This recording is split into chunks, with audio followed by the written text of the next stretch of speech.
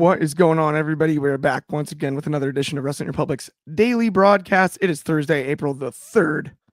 You know what that means. Fernando coming in the clutch here with It's Time to Light the Fuse and Ignite the Dynamite. Yes, it is. We're breaking down Dynamite tonight. I am stoked about it. I have a Thursday original here with me from Philadelphia, Pennsylvania.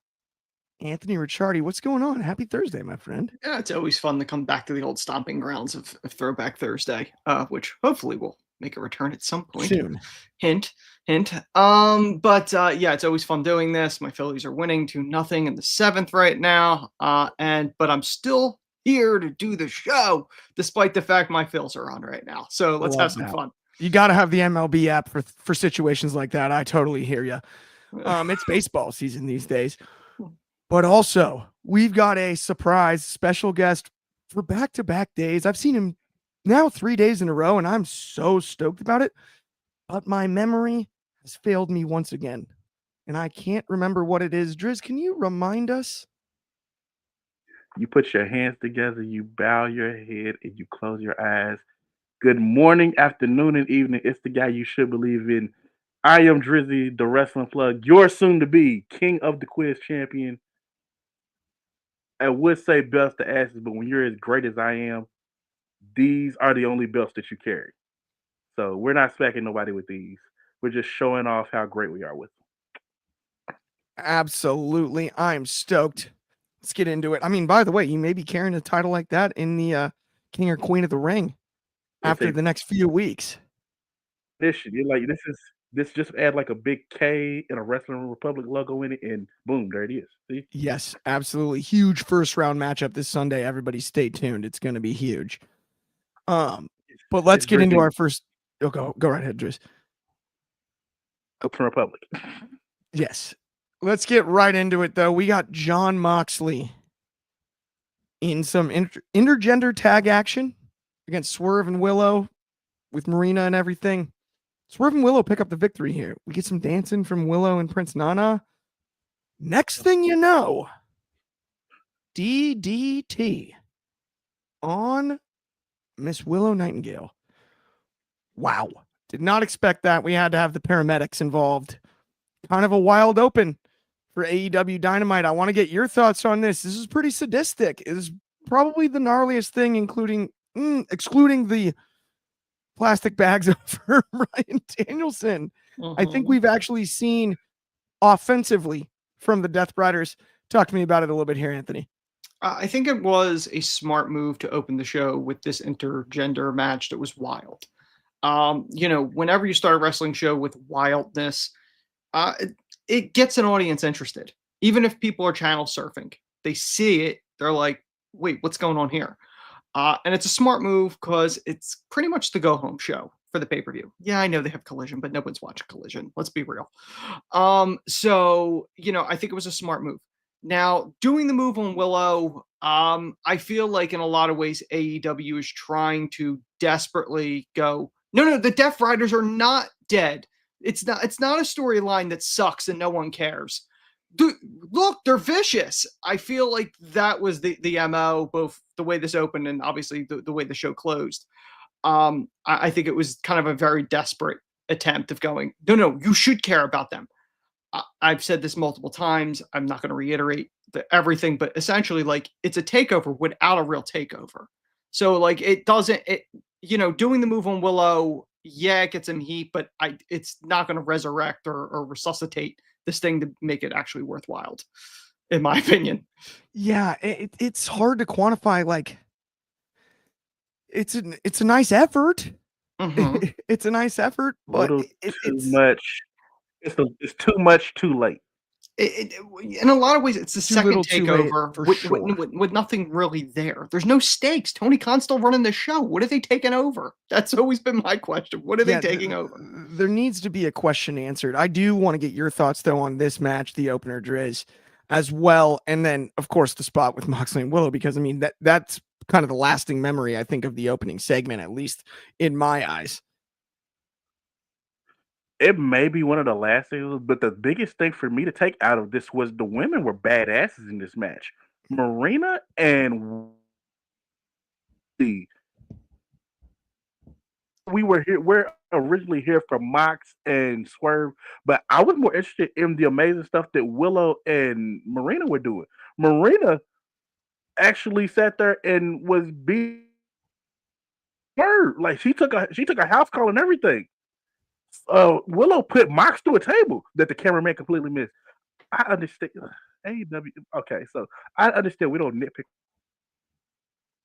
The camera little things like that that make your women look like complete and utter badasses. Yeah. This storyline, it just kind of feels like they're trying to muscle through it to get to somewhere else.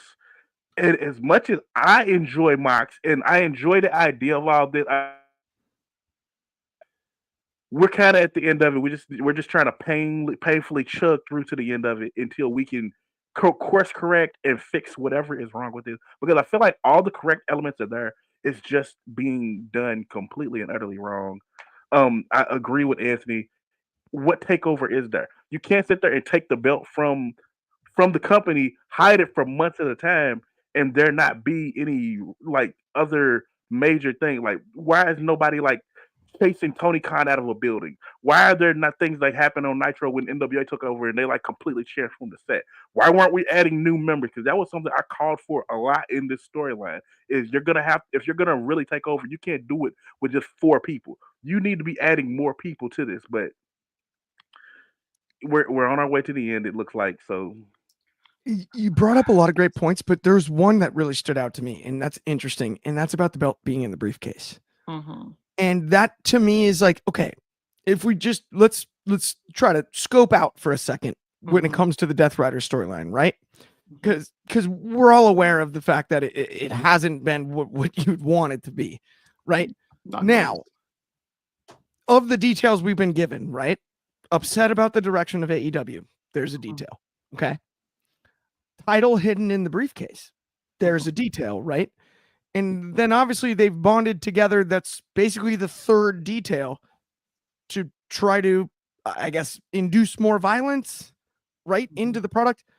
The middle one that you brought up, Drizz, the title being in the briefcase. Why haven't we messed with that more? There was the one moment where Cope picked up the briefcase during that feud and everything. I have not seen a padlock on the briefcase. Someone open it or do something with that motif to at least provide some storytelling. Allow me to clarify this. Clark, you and I have talked about this multiple times, I think off air. I don't know if we've mentioned it on air. As somebody that has multiple title belts, that briefcase is not big enough to hold the title belt. So I don't believe the belt's in the actual briefcase. I think that's part of the problem. The fact that we are, 9, 10 months, however long this has been, this storyline, and we still don't have a direction for this, and Tony Khan has no problem that his world title has not been seen on TV in all that time, and this company is getting taken over for the second time in less than a year by another group of people that want to take over, and no one cares. As an audience member, why should I care when the guy who's actually putting the money up doesn't seem to care that his company is being taken over? I don't understand this. As an audience member, it makes no sense. I agree. And this is one of the most interesting comments I've seen yet. Platinum_Patrick over on Instagram. And it's hard for me to read the Instagram comments, so I apologize because there's been some good ones recently, and it's just hard. It has to be in a different window. But Mox seems more like a mercenary, not the boss. That, to me, is the crux of the problem in this storyline. It feels like Mox is not giving orders or doing it. Almost feels like he's doing someone else's bidding, but there's no hints at that outside of the idea that the Shane McMahon thing that the internet went off crazy with, which I don't think it's that. At this point, it's too late to do that. Right. Well, it's too late for the Shane thing, but I mean, even it does feel like, and I think that's a good point. It feels like Mox is answering to somebody, but we're not even telling that story. That, to me, that disconnect is the crux of the problem. And the promo, because if you look at them stand next to each other, right? They're big and strong and scary, and they're dangerous in matches and in the ring and all of that. This isn't it's a little bit like, right, having the dream team Mhm. and deciding to run a zone defense. It's like they can all play man to man. You know what I mean? Like, yeah, in a lot of ways, when storytelling is key. Mox's promos have been very Ultimate Warrior-esque, where they don't make any sense. nonsensical. And that's not helping you when the story's struggling to begin with. Just talking incoherently, whether you're the boss of this group or just the figurehead for somebody else, that doesn't help things. And when you're trying to sell this as a product that the audience should care about, it's very hard for me to care. Okay, this just made me laugh so hard. DCX Warlord with it's Wardlow. Well, he doesn't want to stand in line. He said that, so I don't think so. But then the Death Riders storyline is coming to a conclusion from Fernando's I don't eyes. know if we're lucky enough I for don't that know. anytime soon. GCX Warlord with he's surprised that Roddy Strong didn't join the Death Riders because Roddy and Marina are married. I mean, I don't know. Renee Paquette and Moxley are married, but I will say I'm not shocked that she didn't join the Death Riders. Smart choice. When it comes to that situation, yeah, I have been trying to get to a point where I feel like this is salvageable in some way, and we're like, I don't think it's not, but and it's too late now. Even adding a figurehead to it, I feel like it's been too much damage has already been done to it. I think it's time to just go ahead and cut your losses with it. Go with another direction with it. You need to put it out of its misery. You can't drag this to All In for Darby. Yeah. Like, please don't. No one wants this. Yeah, it's just it's kind of ran its course. Take that time off or something. Yeah, and I hate it because it's just it's doesn't make any it doesn't make any sense. No. It doesn't make any sense. No doubt about it. Let's move on, though. Let's try to be a little more positive. I actually have some positive things to say on this next one. Not that I'm knocking us, because I think we're all in agreement, right? When it comes to the Death Riders thing, like, it is what it is. Yeah. At this stage. And I mean, I enjoyed what I was entertained enough last night, but it's just not, it's not all it could be, right? No. You know, isn't that the U.S. Army tagline? Be all you can be. Either way. Something to that effect. Yeah, we've got Timeless Tony Storm, who I cannot emphasize enough how much I love Tony Storm and this evolution of character since she's been in AEW. It's just freaking gold. Penelope Ford has been on Dynamite more often in the last few months, and I really enjoy that. Penelope Ford is an underratedly excellent athlete. There is no reason she can't be outstanding bell to bell. Yes. She's as good of an athlete as you can ask for in the women's division. Being featured more on TV, I love that. I sound like a broken record this week. I've been talking about it all week, but I kept my receipts. We were talking about Book It Better on the women's division for over a year last year, into 2023, way back. Book It Better, and not an. It's gotten better. We're here. This was better than the opening, I think. Penelope featured, Tony gets the win. That makes sense. I dig this. I dug the match. I dig the current state of AEW's women's division. How are you feeling about it, though, Anthony? I feel like I want to see Penelope be used more. I'm hoping this is not one of the old cliches that AEW has done in the past, where it's like, oh, we took them out of catering to put them out there and then you don't see them again. I'm hoping that's not the case. I do think this was done strategically to use Penelope because the pay-per-view on Sunday is in Philly and she's billed from Philly. So I think that was part of the reason why you did it. It was the go-home show. You knew Tony was going to win, obviously, because she's the only one that's, she's the champion. She's most likely to be in a story and be used. And obviously she is in a story with Megan Bain. But she did enough to make Penelope look good, made her look competitive, even in defeat. That's what you're supposed to do when you're at the top of the card. When other people are doing the job for you and losing, you're supposed to make them look strong in defeat, unless it's a complete job or different story. But that's not the case here. I thought it was a nice, solid little match. At no point did I think Penelope would pull out an upset, but she looked good in the match. Good enough that I would be using her more. You know, Mercedes is kind of struggling there with her title. So with different opponents, and it's like, yeah, okay. I don't, like I said, there's a number of people that could beat her. I think Athena would be the logical choice. Athena makes a lot of sense. But you know, that's just my thought on that. But yeah, I thought Penelope looked great, and Tony looked like she normally looks. Yeah, absolutely. I'm in agreement too. Timeless. Yes. Timeless. It was important that Penelope got that spot to me because I think Correct. also you mentioned Mercedes. Mm-hmm. She's a really good challenger for Mercedes. Yes. And we have a lot of, I don't want to call them rentals. We have a lot of like AEW. Penelope feels like sort of like an early AEW rental. She's been around a long time. She has, but she's been more frequent in catering because they don't use her than what's she is on interesting TV. is early career used often, right? Well, yeah, and they then have there anybody, was yeah. kind of a gap. Yeah. She sort of weathered the storm, which I'm Mhm. impressed by, and now has returned to action. Yeah. I'd say she's an original. She Yeah, is. right? I would definitely consider say her she's an original. original. Her and Kit. Her and a J, And her I would husband, throw yeah. in. Yeah. Even and I'll J. go further than that. She was at that. I'll take it back. She was Yeah.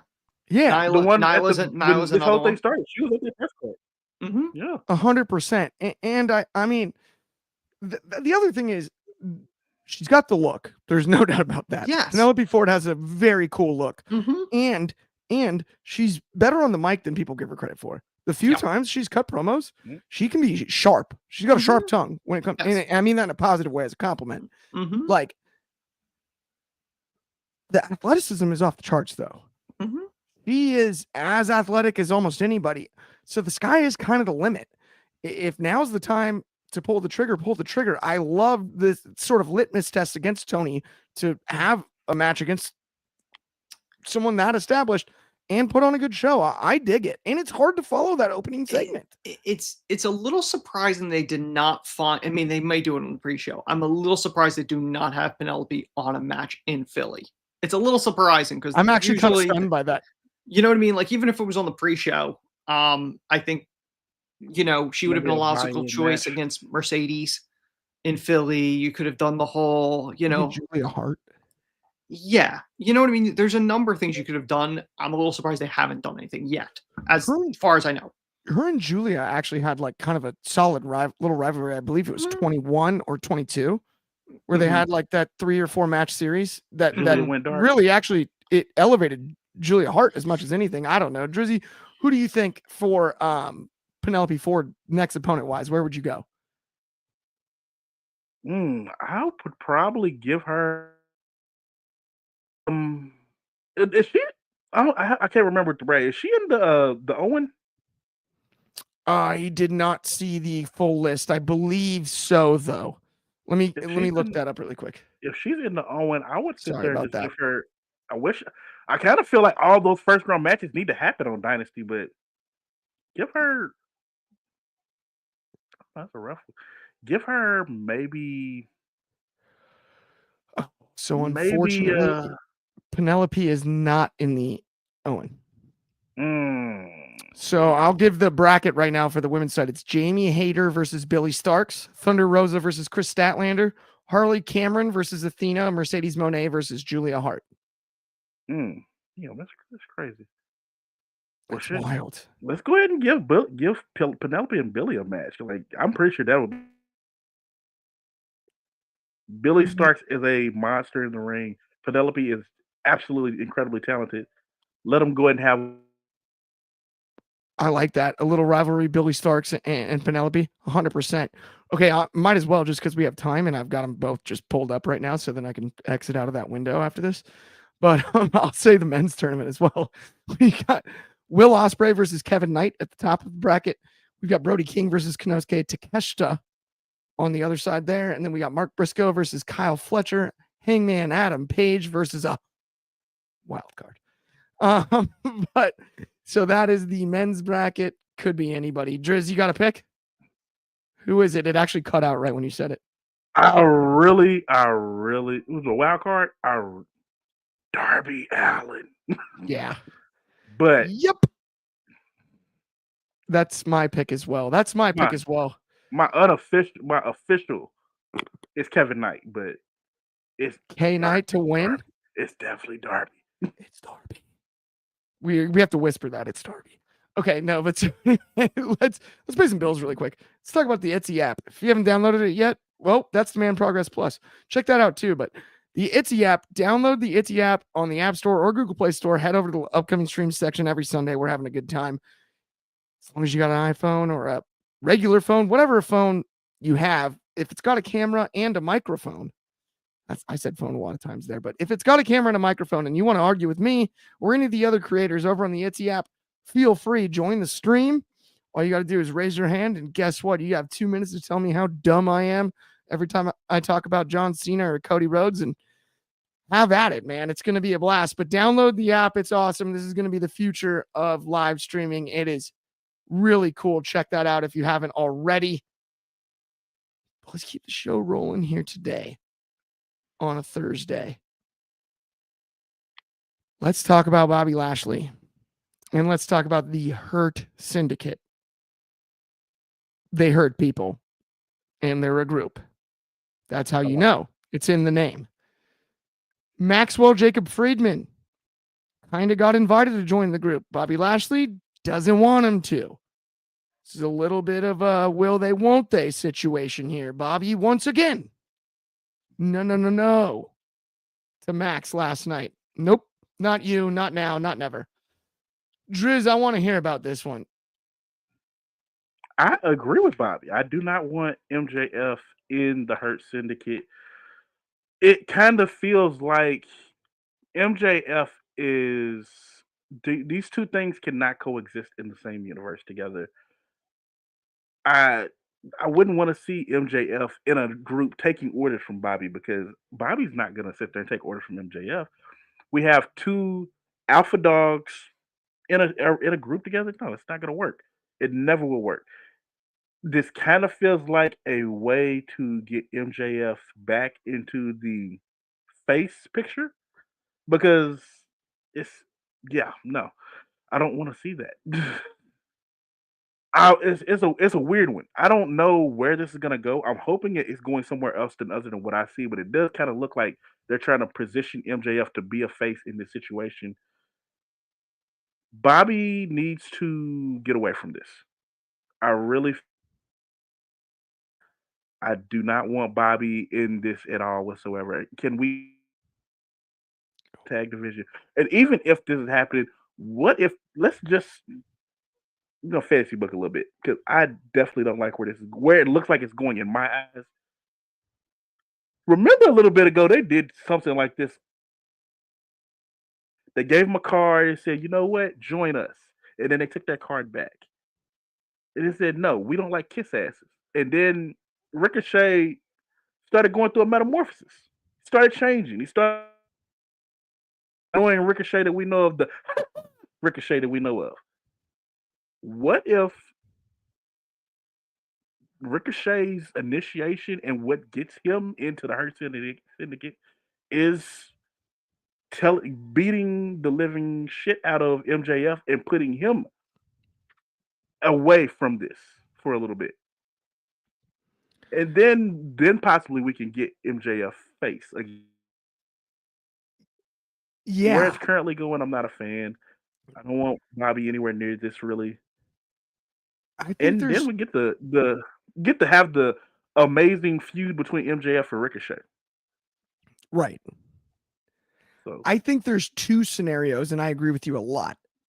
One of the two in my head that I've got, now that we're here, Driz, I'm in 100% agreement. I think Bobby sort of decimates MJF. We all know he likes to go to the Hamptons for that 1 month in the summer.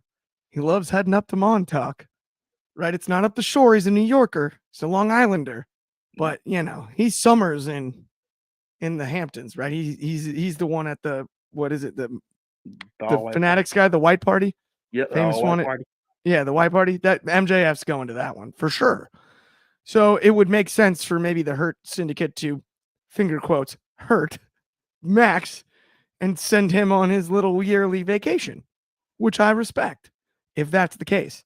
I think there's another scenario here, though, where Max does what Max does and undermines Bobby. And we end up with a babyface Bobby Lashley. And I don't have a total issue with that, Driz. I think that's a possibility here. Because my favorite version of Bobby Lashley was by far, and it got ruined by a few decisions. One being December to Dismember. Two being the good guy that hung out with what's the president again? The Celebrity Apprentice guy. He hung out with him. Yeah. But previous to that, when he was using the Dominator and the spear, and he was, almost Brock-esque dominant, but a nice, cool guy, likable, babyface Bobby, he could have been.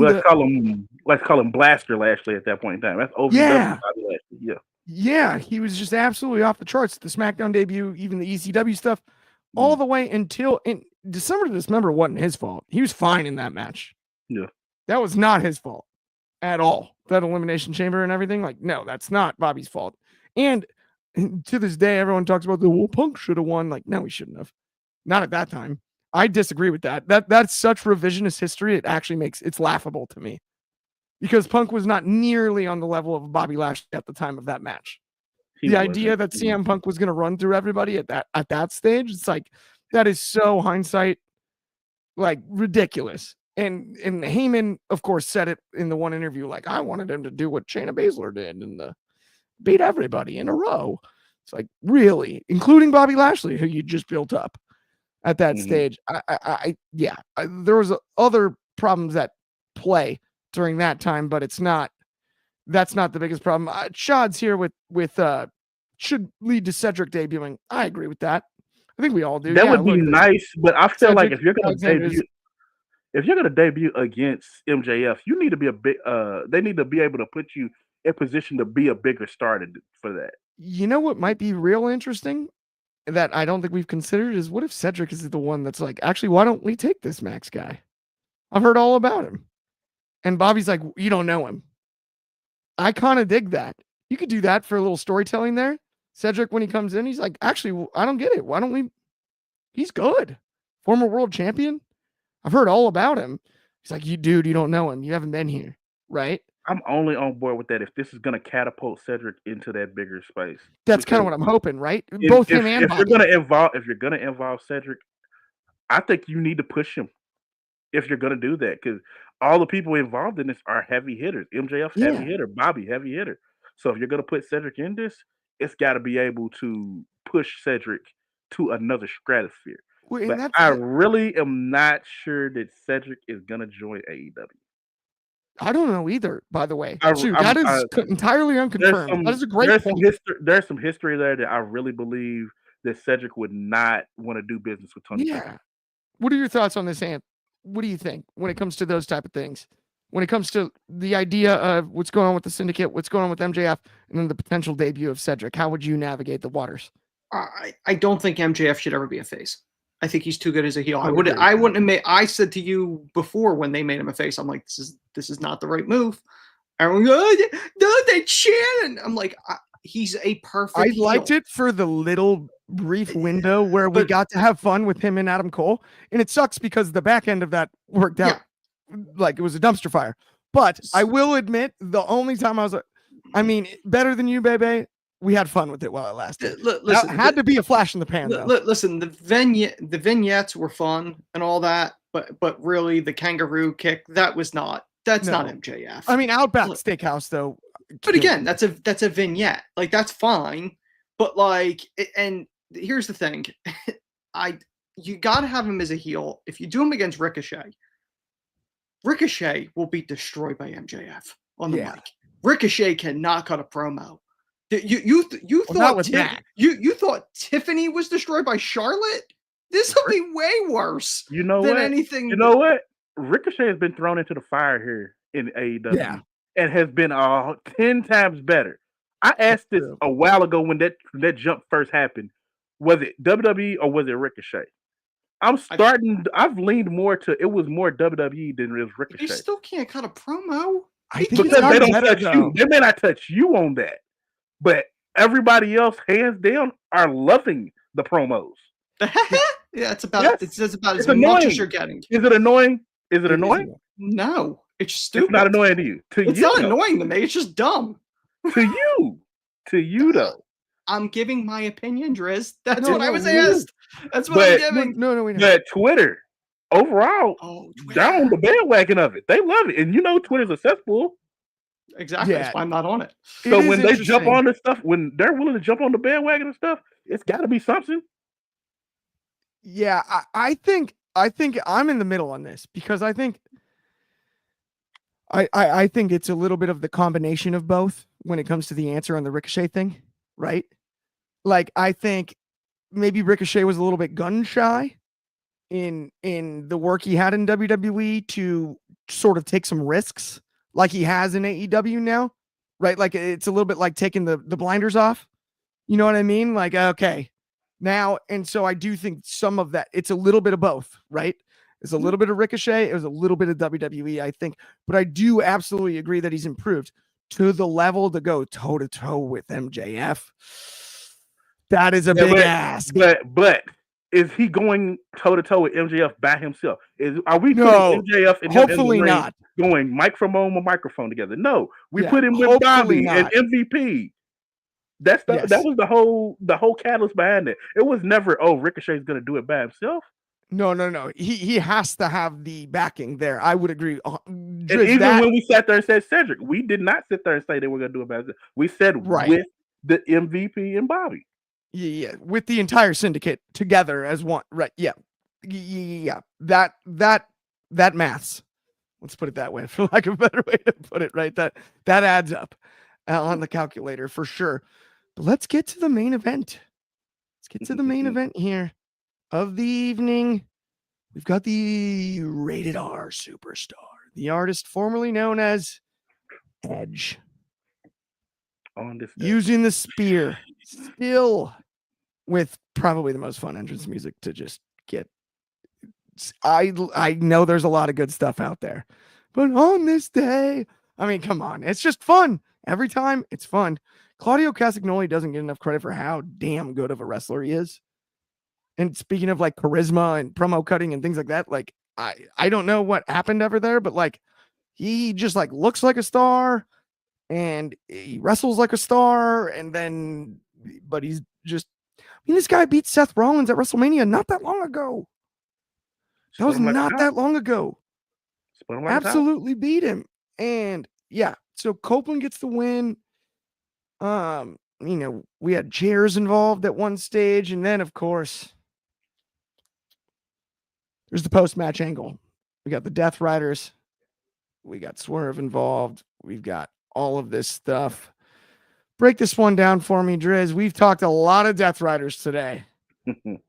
This one was funky. It was, and I feel like they're trying to add an extra level that probably didn't need to be added. I understand that Swerve has had this whole where he gets, I guess they call it his spooky era of it and everything, and he does the whole more hardcore stuff. I really didn't see a point for this aspect of powerbombing him into some glass. It didn't make sense to me 100%. Like, he sat there and called Mox out face to face, and I really don't see Mox being the coward to like cower behind it. It just didn't. It left a nasty taste in my mouth. It felt like they're trying to add an extra edge didn't need to be added. It's like I said earlier, we're chugging toward the end, and it's like we're at the hill, and we're just trying to make it up the hill, just trying to get to the end of this so we can move on to something else. No doubt about it. Now, there's one other thing that I did want to ask you about real quick, Driz, and that is, you think that glass was real? I'm sorry. I've been waiting on that all day. Real glass. Cry 'em a river. Cry 'em a river. Dang it. Oh man. It was a cool ending to Dynamite, though. At the end of the day, I didn't hate it. The Death Riders is a bit of a struggle, obviously, for me when it comes to the storyline as a whole. The match itself was great. I absolutely enjoyed the match. Claudio and Cope can go, right? And still both, right? They both still got it. Anthony, I want to get your thoughts on it. And then obviously the the ending and everything, you know, the Death Riders and broken glass and then Swerve's involvement. What were your thoughts? Listen, Claudio has always been a solid hand. Claudio can have a great match with pretty much anybody. That's never ever been a problem for him. I think his biggest problem has always been maybe perhaps the connection with the audience, promo work wise. Maybe that's why he never really got higher than good hand in a lot of people's eyes, at least from Booker's standpoint. It was a solid match. It's always great to see Copeland wrestle. Somebody that grew up watching him, and as we all did, all three of us. This was a run we weren't supposed to get. His career was supposed to be over. So all this extra on top of his already Hall of Fame career, it's always fun just to see him wrestle. I'm never going to complain about him wrestling. That he's getting a second chance to go out on his terms. Never going to complain about that. Yeah. The whole FTR nonsense part of it, they're breaking up, not break. That part I really don't care. As of right now, it kind of is what it is. Fair. The Death Riders thing, like I said, it's very much damage control, but it's very much too little, too late, and that was not pun intended, but it kind of sort of works. In the sense that we have no idea why they're together or what they're doing. So I understood why they did what they did. Swerve doing his best, GCW Undertaker sit-up moment. I guess you wanted that visual going into the match on Sunday. I have no idea what carnage they're going to, give. The other part was the random interaction backstage with Hangman, which was a little awkward. Like he could have easily jumped Swerve from behind, but he waited. He walked, security didn't get involved until after. He's like, "You burned down my house." Yeah, I know. Like it was like I deserved it, and it's like, and it's like telling the person that has a problem with you, going, "You're right. I'm a piece of garbage," and he's like, I can't compute that, and it literally broke Hangman as he walked I actually away. kind of loved that exchange. That was honestly the highlight of it to me. Because here's the thing, it just cracked him. I've said this to you before, Clark, with this whole thing. I've never really cared for this deranged Hangman. Like it's never really connected with me. So like if that breaks him out of it, I'm hoping it leads to something. Same. Whether he interferes on Sunday, if they decide to drag this thing out and not give the thing to Swerve and have Hangman cost them going, I don't care that I still hate you. And if you want to drag this out again after their disastrous third match and you want to do a fourth and try it again, you can. And maybe you can figure out what the needle was for this time around. But no, as a whole, it was very much you're trying for the go home show. But was the glass necessary? Probably not. But then again, considering the insanity that they may ensue on Sunday, maybe it will all make sense, and maybe that will be tame compared to whatever nonsense they decide to do. That is a good point. I fear for some safety on Sunday. I agree with you. 100%. There's a lot of interesting comments here. I love this one. Real glass rocks from Fernando Zayas. That just cracked me up. It does. It's funny. It's funny to joke about now because it's been long enough. That's the way that I would put it, if that makes sense, right? It's like now it's just we can make jokes about it walking by when the glass spot on the car on Raw was like, listen, come on, that was classic. Listen, it worked out for one guy. Worked out for it was fine. It is what it is. Where is Jungle Boy these days? Good point. I don't know. We'll see. Shad said something up here about he said Cope lost his edge. He's been boring in AEW to me. I think that's fair. But one thing I will say is I got to give Cope edge like credit where it's due.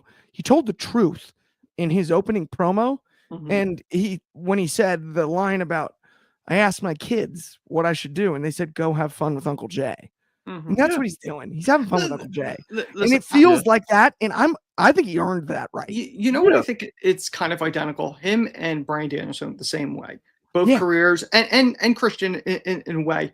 But I think particularly with Danielson and Edge, I very much think they're checking off boxes they couldn't check off in WWE. Yeah, like they're doing Absolutely, things that they absolutely. could not do. And I feel Yeah, like that's what it is. This is I want to do these couple things before I go out, hopefully on my own terms right. this time. Yes. That's It's what a- I feel when I It's see a both of them. crazy brand of finger quotes fun. It's for them. It's not Right, but it's necessarily for the Yes, yeah, fans. Yeah. It's well, it kind of is. No, but the dudes like motivation us, is yes, we Yeah. enjoy it, but I'm saying like the motivation is I need to have fun for me, and hopefully you have fun watching me do this. That's what I Yeah. mean. Yes. Yeah, I dig it personally because I just think Adam Copeland Edge deserves it. I mean, his injuries and losing, I mean, he was at the peak practically he was the of his champion. career He when it went out as happened. champion. He went And out as it is so something that it's unbelievable Mhm. that he was able to make it back. And the moments and everything. I mean, even like, think about it. He gave us two of the best Rumble moments basically ever in his comeback. The entrance and then the him and Christian both. And it's the just cool. Christian moment was so wide. Like it's just such an awesome. It's just moment. amazing. Yes. Yeah. When that coming out of the dugout in Houston too, that was so cool, man. Like with the gray beard and the long hair, like Well, oh, it's funny because I remember seeing the buzz, the rumor, and this was months prior. They're like, oh, he's looking to get cleared, and I remember thinking at the time, going, why? Like, there's nothing like he's done everything. Why risk it with the neck? and is And but you know, as long as he's healthy enough to do it and he can get Mhm. cleared and he could do it, I was all for it. But like at the time, I'm like, why risk it? Because originally it was if he takes another bump, it could be paralyzed. I'm like, it's not worth the risk. Like, you I mean, know, that even just Iron Neck reading the product preliminary. is Yeah. just absolutely off the charts. Like you got to give him Yeah. the credit where it's due when it comes to Mhm. that. But I will say this is going to actually bring us to the end of the show, my friends. It's been an absolute blast. Happy Thursday, everybody! Check out everything in the WR lineup off the air on Tuesday if you didn't see it. Sold separately. Check it out, especially if you're a figure collector. We've got Sunday Spotlight coming up, some good ones for you. We've got all kinds of stuff on tap. Better yet, tomorrow we'll be back same time. Wait, is it the earlier time? I messed this up last time. No. I think we're 3 Eastern. Everything's I back believe. on. I think everything's We're back on normal screen. because they fixed the clocks. Noon Pacific. That's going to be 3 o'clock over on the East Coast, 8 o'clock in the UK, and 9 a.m. for my friends in Hawaii. I believe SmackDown's in Chicago tomorrow, so I think that's why you're good. Everybody's back on. Everybody's back on schedule now. Normal Yes. time. Yeah. Normal time. Yeah. Absolutely. On behalf of me, Clark, Anthony, and Driz, have a good one. We'll talk to you soon. And in the words of the great Ben Allison, please.